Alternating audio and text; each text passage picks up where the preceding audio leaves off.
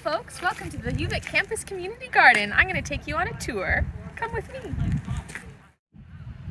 It's important to hold in our hearts that the UVic Campus Community Garden, along with the rest of UVic, is situated on the stolen land of the Lekwungen-speaking peoples and those Saanich peoples. Because of this, it is important to us that we operate with decolonization, disability justice, and celebration of queer communities in mind in everything that we do. One of our goals as an organization is to eliminate as many of the material barriers as possible to gardening and growing food. And that's why we have a fully stocked tool shed on site that's available for all of our plot renters and volunteers to use.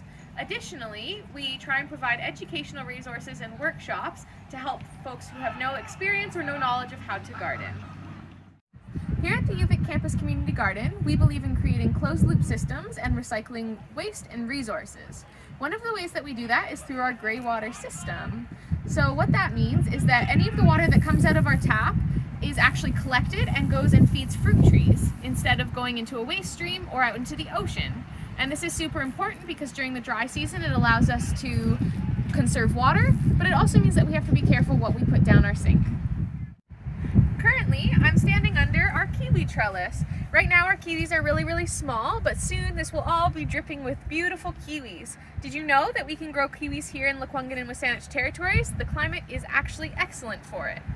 Also, you'll notice behind me we have a greenhouse on site. We actually have two. For a full tour of the inside of our greenhouse, check out our YouTube channel. We also make our own hot compost on site.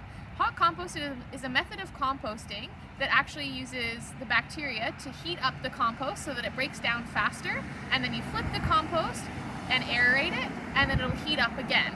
And we flip our compost every 1 to 2 weeks and about 3 times before the compost batch is finished, and then it's ready to go back into the earth as an act of reciprocity to keep our soil nice and healthy. Along the outside of our fence line, running down 2 sides, we have a hedgerow. The one that I'm currently standing in front of is our native plant hedgerow, so that it's mostly natives. I think it's about 90% native plants. And the purpose of implementing this project was as an ecological solution to our wind problem on site. We're surrounded by fields on many sides, so that makes the wind that whips across the site really strong. But by creating a hedgerow, we're actually using an ecological method to kind of minimize that wind so that our plants inside are much happier. On site, we have a food forest, which is a type of permaculture design, and ours is mainly educational, but we do have lots of beautiful berries and things that are produced in our food forest.